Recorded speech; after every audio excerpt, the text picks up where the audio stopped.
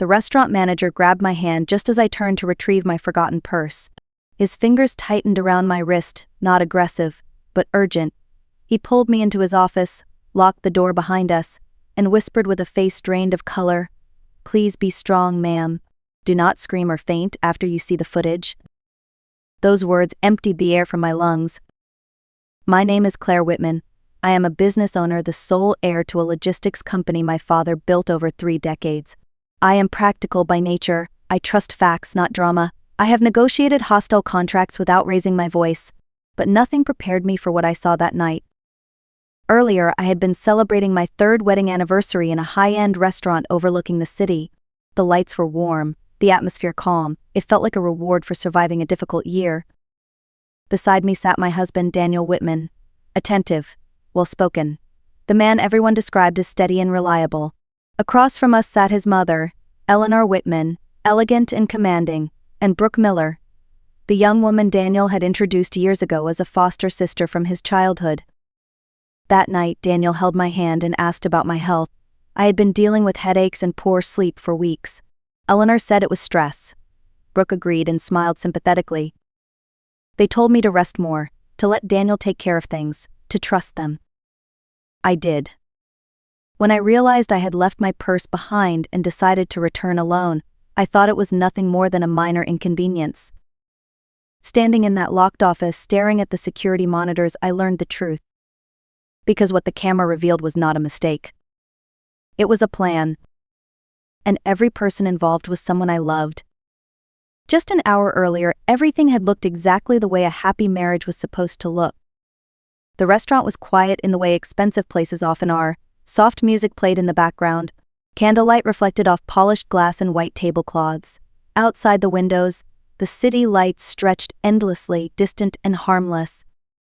We sat at a round table tucked away from the crowd. Daniel sat close to me, his arm resting lightly against mine. When the food arrived, he cut my steak into small pieces without being asked. It was a habit that made people smile when they noticed. It looked caring, thoughtful. Eleanor watched us with a satisfied expression. Her posture was perfect, her words chosen carefully. She complimented me on how well I managed the company and said Daniel was lucky to have such a capable wife. The praise felt warm, but it lingered strangely, like it was meant to be repeated later. Brooke sat beside her, pouring wine into my glass whenever it dipped too low. She asked gentle questions about my work and my health. She tilted her head when she listened, as if deeply concerned, but her eyes were always alert, always measuring. Daniel asked if I felt better lately. I said some days were good, some not. He squeezed my hand and told me I worked too hard. Eleanor agreed and said no business was worth losing your peace of mind. Brooke nodded in agreement. People often say love feels safe. What they do not tell you is that manipulation often wears the same face as care. That night, I felt grateful. I felt supported. I believed I was surrounded by people who wanted the best for me. When the bill arrived, Daniel paid immediately. He insisted, saying it was his role as a husband. I found it endearing, even though my income far exceeded his. Looking back now, I understand something clearly. That dinner was not spontaneous. Every smile, every word, every gesture had been rehearsed. And I was the only one at the table who did not know the ending. The cool night air brushed against my face as we stepped out of the restaurant. The city felt louder at street level, alive with traffic and movement. Daniel slipped his jacket over my shoulders, shielding me from the chill without a word. Halfway to the car, my hand reached down instinctively. My purse was gone. I stopped walking and checked again, faster this time. Panic rose in my chest. Inside that purse were my phone, my wallet, and documents I never left unattended. I told Daniel what had happened. He reacted immediately. He said not to worry. He said we would go back. His voice was calm, almost rehearsed. He pulled the car over within seconds. I glanced at Eleanor in the back seat. She looked tired, her expression tight with impatience. I felt embarrassed, careless. I did not want to inconvenience her. So I made a decision that would change everything. I told Daniel I would go back alone. I said the restaurant was close and safe. I said he should take his mother home and I would meet him later. Daniel hesitated just long enough to seem concerned. Then he agreed. He ordered a ride share for me himself and kissed my forehead before I got in the car. As the car pulled away, I looked back through the window. Daniel stood on the curb, perfectly still, watching me leave. His face was unreadable under the streetlight. In the quiet of the ride back, I scolded myself for being careless. Everyone forgets things sometimes. I told myself I was lucky to have such a considerate husband. The car stopped in front of the restaurant. The lights inside were dimmer now. Closing time was near. I stepped out, thinking I was walking back to retrieve a forgotten purse. I had no idea I was walking straight into the moment that would expose the truth about my marriage. I had barely crossed the entrance when a man stepped directly into my path. It was Samuel Brooks, the restaurant manager. Earlier that evening, he had greeted us with a polite smile and a practiced welcome. Now his expression was different. His face was pale, his jaw tight, his eyes held a seriousness that made my stomach drop. Before I could ask about my purse, he gently but firmly took hold of my arm. "Please do not be alarmed," he said quietly, "but I need you to come with me right now." I tried to pull away. I asked what was wrong. He did not answer. Instead, he guided me toward a door beside the reception desk marked Manager Office. Something in his tone told me this was not a request. Inside, the room was small and orderly. A desk, filling cabinets, and along one wall, several security monitors displaying different angles of the dining room. Samuel closed the door and locked it. The sound of the lock echoed louder than it should have. He turned to face me and took a slow breath, as if choosing his words carefully. "What I am about to show you will be upsetting," he said. "I need you to remain seated and stay calm." My heart began to race. I asked again about my purse. He shook his head. "This is about your table." He pointed to the largest monitor. On the screen was a clear overhead view of the corner, where we had been sitting less than 30 minutes earlier. Table 12. I saw myself on the screen. I saw Daniel. I saw Eleanor and Brooke. A timestamp appeared in the corner, marking the exact moment I had stood up and walked toward the restroom. Samuel explained that reviewing footage was part of his nightly routine, but something about our table had caught his attention, something that did not feel right. He rewound the video slightly, then paused. "Please be strong," he said softly. "What you are about to see was done on purpose." My chest tightened as he pressed play. At that moment, I realized this was not about a forgotten purse. It was about something deliberate. Something hidden. And whatever appeared on that screen was already powerful enough to make a grown man lock his office door to protect me. The video played without mercy. On the screen, I watched myself stand up and leave the table. My chair sat empty. My purse remained behind. For a brief moment, everything looked normal. Then Daniel changed. The warmth fell from his face. He scanned the room, not like a man waiting for a server, but like someone checking for witnesses. His hand reached for my purse with practiced ease. He opened it. His fingers went straight to the inner pocket and pulled out a small white bottle. My supplement bottle. The one I took every night because my doctor said it would help with the dizziness. I felt the room tilt. Daniel unscrewed the lid and poured the capsules into a folded napkin resting on his lap. He folded it carefully and slipped it into his jacket pocket. Then he reached into his pants pocket and removed a small clear bag. Inside were pills nearly identical in shape and color. He poured them into the empty bottle, shook it once, and returned it to my purse in the exact same place. Across the table, Eleanor watched. She did not look shocked. She did not stop him. She laughed softly, then tilted her head in mocked confusion, waving her hands as if imitating someone who had lost their mind. Brooke leaned in close to Daniel. She smiled. She patted his shoulder. They raised their glasses. They toasted. The screen went dark. I grabbed the edge of the desk to keep myself upright. Samuel placed another bottle on the desk, my real supplements. He explained that he had recovered them from the trash after seeing Daniel enter the restroom before leaving. Then he spoke carefully, without fear or exaggeration. Those pills were not vitamins. They were illegal psychotropic medication. Taken regularly, they could cause confusion, paranoia, memory loss, and emotional instability. Symptoms that looked exactly like mental illness. The goal was not to harm me physically.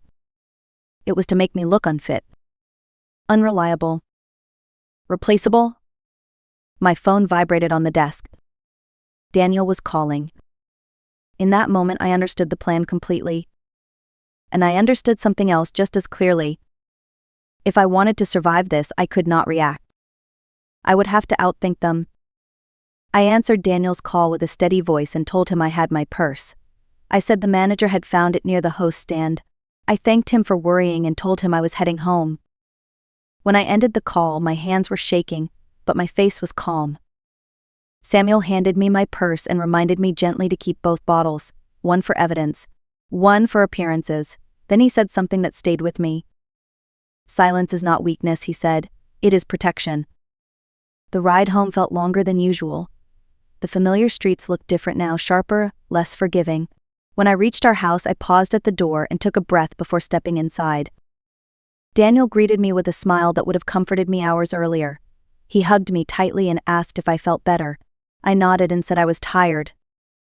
On the coffee table sat a glass of water and the same white bottle I had just seen on the screen. Daniel shook one pill into his palm and held it out to me. He said it would help me sleep, that he just wanted me well.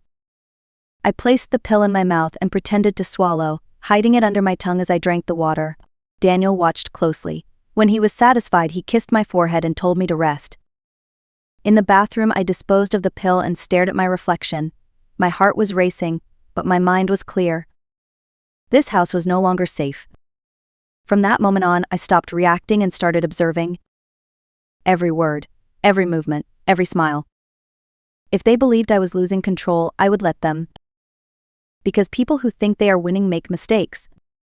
And I needed them to make one. I went to bed early that night and pretended to fall asleep. Daniel came in later, kissed my forehead, and whispered good night like nothing had changed. I waited until the house settled into silence before I moved. For weeks I had been waking up to whispers, soft voices calling my name, sounds that felt real enough to frighten me but faint enough to doubt. Every time I mentioned it, Daniel and Eleanor exchanged looks and told me stress could do strange things to the mind. I turned on my phone flashlight and began to search the bedroom. Under the bed, inside the closet, along the vents, nothing. Then my eyes stopped on the framed artwork across from the bed, a large decorative piece Eleanor had given me 2 months earlier. I lifted it carefully from the wall. Behind the frame was a small black speaker taped neatly to the wood. A faint red light blinked slowly. My chest tightened. The whispers were not in my head. I photographed the device and placed the frame back exactly as it had been. As I turned away, I heard voices downstairs. I moved quietly toward the staircase and listened from behind the hallway wall. Daniel and Brooke were sitting close together on the couch. Too close. Her head rested against his shoulder. His hand moved through her hair with ease and familiarity. There was no trace of family in the way they touched. Daniel laughed and said the pills were working. He said the board meeting would finish everything. That after tomorrow, I would be out of the way. Brooke spoke softly, almost excited. She said she was tired of pretending, tired of smiling at me. She talked about moving into the house properly and traveling with my money once Daniel had control. I recorded every word. In that moment, the truth settled completely. This was not a misunderstanding. This was not desperation. This was entitlement. They believed my life belonged to them. I returned to bed before they noticed I was gone. I lay there staring at the ceiling until morning light crept through the curtains. I did not cry. Because once you understand that no one in the room is on your side, something changes. You stop trying to be understood, and you start preparing to win. Morning arrived quietly. I moved slowly, letting my shoulders sag, letting my eyes look unfocused. Daniel watched me closely as he drank his coffee. I complained of a heavy head and poor sleep. He nodded with concern that did not reach his eyes. When Daniel and Eleanor finally left the house to run errands, I acted quickly. I called Andrew Collins. Andrew had been my father's attorney for years, careful, ethical, the kind of man who asked hard questions and wrote everything down. When I told him I needed him at my house immediately and that my safety depended on it, he did not hesitate. He arrived through the back entrance within half an hour. I showed him the photos of the pills, the hidden speaker, the recording of Daniel and Brooke. Andrew listened without interrupting, his expression tightening with every piece of evidence. Then we went to Daniel's office. The door was locked, as always. I reached into the ceramic pot in the corner of the hallway and pulled out the spare key I had once seen Daniel hide there. The lock clicked open. Inside the room sat a small safe. I remembered the code. Eleanor's birthday. It opened. Inside were neatly stacked documents, a draft petition requesting legal control over my affairs, a forged psychiatric evaluation describing paranoia and hallucinations, bank statements showing large transfers from my company to accounts in Eleanor's and Brooke's names, luxury purchases labeled as business expenses. Then Andrew found a passport. Brooke Miller was not her real name. The passport showed a different surname. Tucked inside was a photograph of a civil marriage ceremony, Daniel and Brooke, years before he married me. I felt cold but steady. This was not a recent betrayal. It was a long-planned deception. Andrew photographed everything and secured several originals in his briefcase. Then we heard a car pull into the driveway. Daniel was back early. Andrew hid in the closet just as the office door opened. I turned, let my posture collapse, and told Daniel the voices told me to come here. His suspicion melted into satisfaction. And in that moment I knew the trap was fully set. The drive to the office felt longer than usual. I leaned against the window, letting my eyes drift in and out of focus, playing the part Daniel expected me to play.